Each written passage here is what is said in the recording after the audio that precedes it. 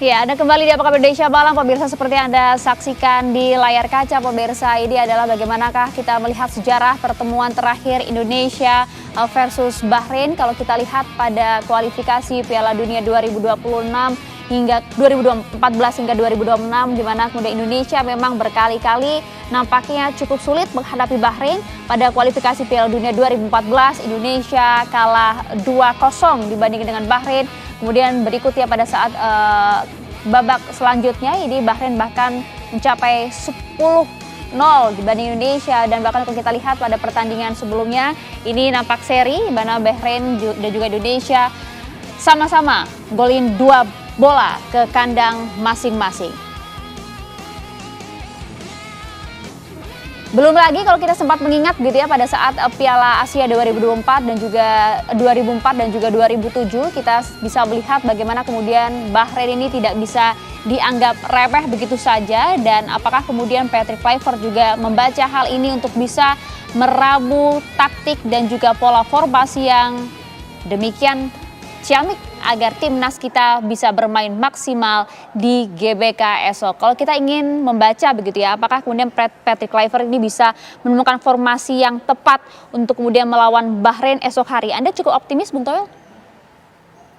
Sulit ya. Sulit. Jawabannya bukan soal optimis pesimis.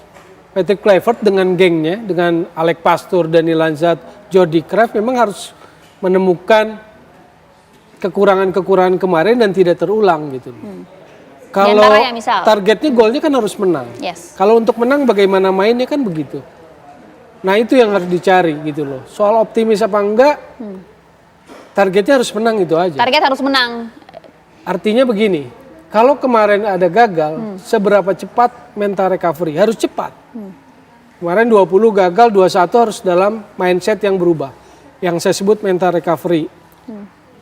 Psikologis mungkin lebih paham, tapi di situ juga ada tim builder kalau saya baca di susunan timnya. Regi siapa gitu, saya lupa, ada 2 orang. Saya pikir apakah itu yang dimaksud dengan tim builder gitu kan? Karena kalau psikolog itu, kalau senior itu yang hanya ketemu 4-3 hari sebelum pertandingan, kayaknya efektivitasnya saya nggak tahu. Karena harusnya pemain senior di tim nasional udah siap pakai ya. Siap pakai. Dan ini juga posisinya kan mayoritas naturalisasi gitu loh. Paham nggak maksud saya gitu? Kalau dulu generasi Nuralim ya harus didampingi ini oke lah. Tapi kan sekarang kekurangan itu ditutupi dengan cara ambil naturalisasi kan. Yang sudah siap gitu ya? Iya harusnya siap. Cuma tinggal mental recovery gimana gitu loh. Melupakan tuh gimana sih gitu kan. Karena buat pemain bola gak gampang. Jadi bagaimana kembalikan fokus, mental recovery, fokus untuk besok. Karena targetnya harus menang. Jadi ini memang pertandingan yang berat buat besok. Pertandingan yang berat untuk besok, mental recovery. Ya, menyambung Bung Toel, saya rasa emang mental recovery itu penting. Tapi saya rasa udah dilakukan lah mestinya. Dengan tim kepelatihan yang ada itu otomatis sudah dilakukan. Karena lagi-lagi, kembali lagi, mental training itu sesuatu yang harus dilatih. Nah, dan dia. Beda tim, beda lagi cara melatihnya. Ya, mental recovery itu seperti apa sih sebenarnya bagi para pemain kita, atlet sepak bola begitu?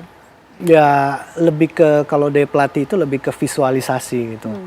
Dan biasanya dilakukan one on one, dan setelah one on one baru dilakukan secara tim gitu, karena ini olahraga tim. Kalau olahraga individual kan lebih mudah, satu-satu atlet ini juga kita bisa jelaskan. Meningkatkan kepercayaan diri juga lagi Mbak. Gitu. Ya, sekarang kan kalau lagi kalah itu kan pasti mental drop tuh, jatuh tuh Bang. Gimana caranya supaya kita itu move on lagi kan begitu Mbak. Gimana caranya, kan kadang-kadang beda-beda nih. Betul. Setiap pemain itu Mbak, ada yang mereka kalah itu mereka melakukannya seperti apa. Ada yang berdiam diri, dan juga ada juga pemain yang introspeksi, yang diam di kamar aja, kenapa sih gue mainnya jelek atau apa, pasti itu kan begitu Mbak, bisa jadi mental supaya nanti buat pertandingan berikutnya itu mereka bisa siap lagi. Kadang-kadang itu ya yang perlu di ini. Tim pelatih dan tim psikolog jadi mesti paham itu satu-satu gitu. Dan harusnya memang itu paham. Hal kecil tapi itu satu elemen yang ternyata krusial juga gitu. Dan juga berpengaruh tentu ya di lapangan hijau ya. Ya kepercayaan diri juga lagi Betul, langsung kepercayaan dirinya Mbak. Itu dia, kita ingin melihat lah timnas kita bisa bangkit dari kekalahan kemarin dan juga percaya diri di lapangan. Kita coba tampilkan terlebih dahulu, ada grafis ini untuk Anda di layar kaca pemirsa. Kita juga akan tampilkan di layar belakang Bung Toel dan juga Bung Jabrik. Kita ingin mencoba ya. Tolong cerahkan kami, coba analisis bagaimanakah prediksi formasi timnas Indonesia kontra Bahrain esok hari ini. Silakan Bung Toel, kalau Anda lihat Bung. Ini adalah prediksi ya Bung, yang lagi-lagi prediksi formasi timnas ini kita sangat esok. mungkin formasi seperti ini, tetapi mungkin di sisi Reinder yang saya nggak yakin apakah itu Reinder yang akan main gitu loh. Jadi bisa saja bukan Oke, Reinders. sosok yang tepat siapa kalau di situ? Kalau saya lihat bagaimana kemarin saat dipres oleh lawan, Romeni turun, Marcelino turun, maka Romeni akan tetap jadi pemain nomor 10 sama seperti Marcelino. Berarti nomor 9-nya itu bukan Romeni yang akan di posisi Reinders. Jadi siapa? Kalau saya dibanding Rafael Strijk, kalau saya nggak jadi kebenaran. Ramadan Sananta kalau saya. Silakan menjabrik. Kalau aku sih ini Mbak, dilihat dari, karena aku kan pemain belakang nih Mbak ya. Oke, dari lini belakang lah, monggo. Iya, berarti kan kemarin juga mungkin organisasi dan mungkin hubungan satu sama lain ini kan kurang nyambung nih kayaknya. Soalnya gampang sekali kemarin-kemarin itu tembus kan. Yes. Kalau aku di belakang itu lebih cocok Ijes sama Rizky Ridho Mbak. Ya kan? Itu yang kemarin juga disayangkan Iya. banyak pihak kan, kenapa Rizky Ridho nggak Oh main di iya sana. itu, Iya. Hobner ya. Aku lebih ya, nah kemarin waktu masih zamannya Sintayong, pasti kan itu idealnya itu yang nomor 3 sama nomor 4 itu Ijes sama Rizky Ridho. Verdong udah oke lah, the best, penggantinya mungkin James ya. Itu Dick juga, di situ juga cocok. Udah di situ saya pikir yang paling ideal. Nah kalau untuk buat pemain yang nomor 6, 8, sama 10, saya memakai pola ini 4-3-3. Kan kita bisa aja berubah kan, karena niat pandangan lawannya. Ini bola waktu pegang bola ini. Oh iya. Ya kan? Iya, waktu bola pegang bola. With the ball. Waktu kita bertahan ya itu. Ya kemarin kan belum sempat ada Pelupesi yang main. Nah, kemungkinan besok juga pasti Pelupesi yang main. Oh, dipastikan main gitu ya. Tapi kalau kita lihat lini belakang lah, sebenarnya formasi yang tepat seperti apa kalau menurut Anda, Bung? Sekali lagi. Aku lebih tepat sekarang ini, tapi ya mungkin lebih sekarang kan Rizky Ridho kan peak formanya lumayan. Ayah tanya 3 apa 4 gitu. Ya. Nah, itu dia. Aku pikir 3 atau 4 juga. aja, 4. Oke, dan di situ harus ada sosok Rizky Ridho di sana. Ya, mungkin bukan gini ya, pemain lokal yang mewakili pemain lokal lah kasarnya kan gitu ya. Mereka sudah sepadan dengan pemain-pemain yang belakang semacam duet sama Ijes. Karena Ijes juga leader dari pemain belakang gitu. Jadi satu sama lain bisa mengcover. Kemarin saya lihat seperti itu waktu main di GBK. Mereka solid banget di situ. Dan kalau kita lihat siapa sih begitu ya yang kemudian bisa menjadi sosok pemain kunci, Bung Toel, pada permainan kontra Bahrain esok hari menurut Anda? Kalau depan Romeni, kalau belakang Ijes harus jadi pemimpin. Tengah ini memang yang menurut saya sih yang dua ya. Kemarin kan Haye sama Nathan. Besok saya nggak tahu Haye sama siapa. Nah itu yang saya belum lihat kuat, figur kuat gitu loh. Karena kan Tapi chemistry kalau juga harus dapat ya. enggak, supaya jangan salah, banyak ngomong chemistry itu apa sih? Kedekatan misalnya gitu ya. Ini kan banyak Belanda. Jadi secara chemistry oke lah. Kecuali kalau kemarin kan yang baru main itu kan Romeni sama Dean James kan. Yang lainnya kan sebetulnya udah gitu loh. Nah, pelatih Belanda datang di tengah ya resiko itu sih. Jangan gedein soal chemistry, resiko dia harus gimana caranya kan gitu. Gitu kan. Orang membahas itu. Saya nggak bela Kluivert, justru dia harus cepet gitu loh sama gengnya untuk bikin chemistry. Nah sekarang yang saya nggak mau bias, orang bicara tentang total football. Emang masih ada total football? 74 bos, Udah enggak Johan ada. Cruyff, Udah enggak ada. gitu loh. Jangan karena asal Belanda total football. Kalau yang datang Inggris kick and rush gitu. Hah?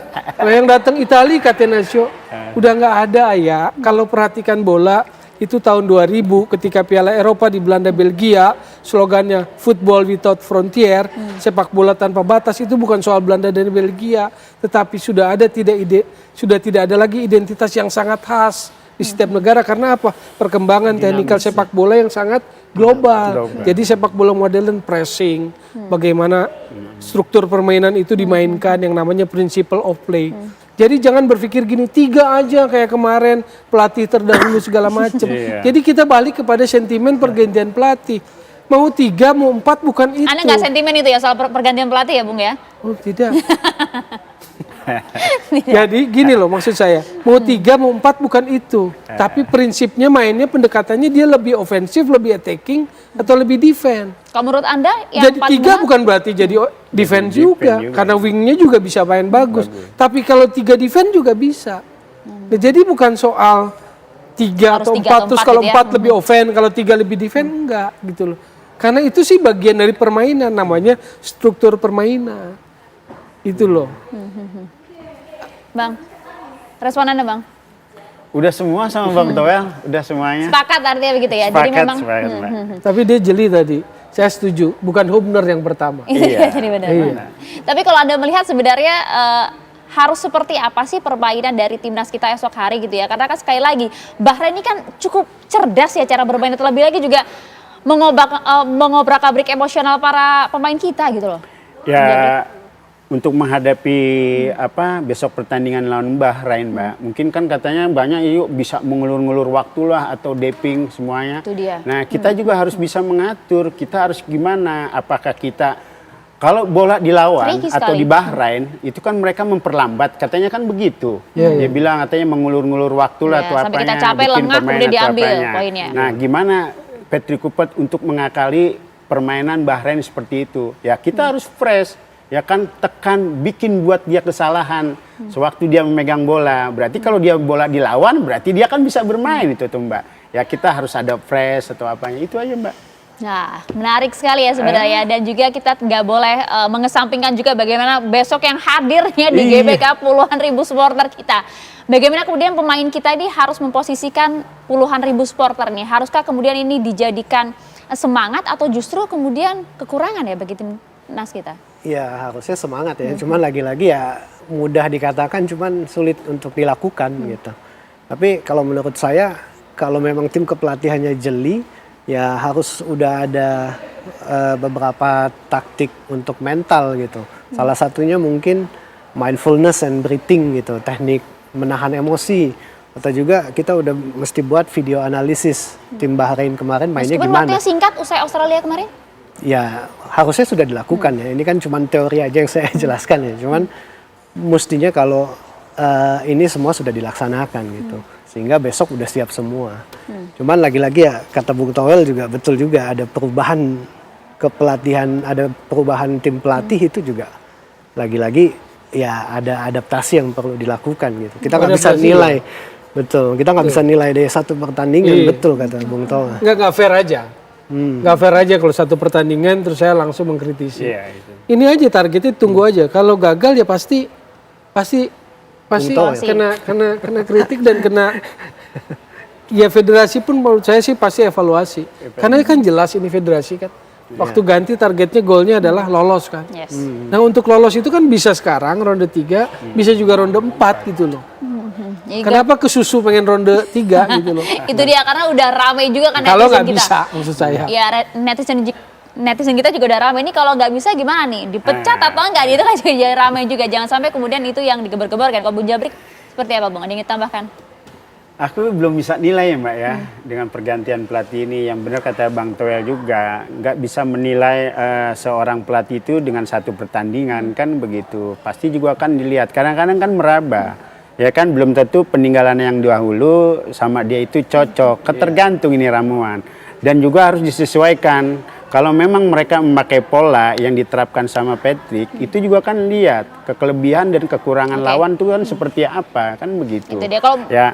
Kemarin kan main buktinya Australia bermain di kandang sama bermain di GBK itu kan beda pola jauh, ya kan. Nah ternyata kita juga kan beda juga tapi bedanya kita salah karena banyak yang itu kan blunder juga kan seperti itu juga Mbak. Dan juga kalau memang nanti besok di pertandingan ini kan mungkin kan beda kita harus memenangkan kan pertandingan dan juga pemain juga kan dengan tadi yang juga Bang Albert itu mengenai masalah mental atau apanya. Kita juga jangan terlalu kebablasan juga dengan pengen buru-buru kita menang, tapi kita sportivitas main bolanya. Takutnya kan kita nanti banyak kartu Mbak, kalau kita sampai seperti itu kan. Itu dia. Akibat sebagaimana pemain timnas ya, apa yang harus ditekankan gitu ya oleh para pemain kita pada saat sebelum terjun ke lapangan hijau, pada saat di ruang ganti, apa yang harus ditanamkan di diri, Bang? Kalau Anda biasanya seperti apa? Kalau aku gini Mbak ya, untuk buat menghilangkan ketegangan ya atau apa, itu kadang-kadang kan beda-beda itu, beda-beda gaya atau motivasi, gitu. Ataukah nanti dari pemain yang lain itu suka teriak atau di dalam lapangan juga untuk buat menghilangkan kepercayaan dirinya timbul juga, itu beda-beda. Kalau Anda, Bu? Kalau aku tuh pasti teriak, kadang-kadang aku sih nyanyi aja, aku bikin happy aja gitu loh Mbak. Gitu. Oke, itu dia paling tidak moodnya harus bagus dulu ya. Moodnya harus bagus lagi. Dan ya pertandingan yang kemarin kalah hilangkan, kita harus fokus konsentrasi. Sip, Itu Indonesia harus masih ada bayang-bayang. Bayang-bayang. Itu dia. Pertandingan yang Kita lalu, sepakat lah ya, pokoknya mau nggak mau harus curi poin, harus menang. Bukan curi poin, harus ambil poin. Harus ambil poin. Kalau curi itu kan 1, ini harus 3. Harus 3. Jadi Yang prediksi kedua, Bang, prediksi Bang. kalau bisa ambil gol duluan, itu pasti akan buat lebih rilis. Karena penonton akan memberikan sebuah support, nah itu akan bikin enak. Tapi tetap fokus maksudnya. Kemarin itu kan kesalahannya set pieces, bola mati. Semoga bisa diperbaiki ya. Betul. Sepak pojok kan 3 tuh. Jadi sepak pojok, set play dari tendangan bebas, semoga sudah diantisipasi. Cutback juga. Semoga bisa diantisipasi ya. Cutback juga bola dari ke belakang. Iya. Bisa jadi pelajaran lah untuk pertandingan esok hari. Seperti judul kita, skuad Garuda harus menang lawan Bahrain. Kita sepakat untuk itu ya. Benar itu. Harus bukan curi Nggak ya. salah ya judulnya kali ini ya. Harus poin. menang. Terima kasih Bung Toel. Sama-sama. Ya. Adem ayem nih kayak netizen kita pada semangat nontonin Bung Toel ya hari ini ya. Enggak, soalnya pendampingnya beda kan. Beda, oke. Terima kasih juga Bung Albert, terima kasih Bung Jabri atas waktunya bersama kami di Apa Kabar Indonesia Malam.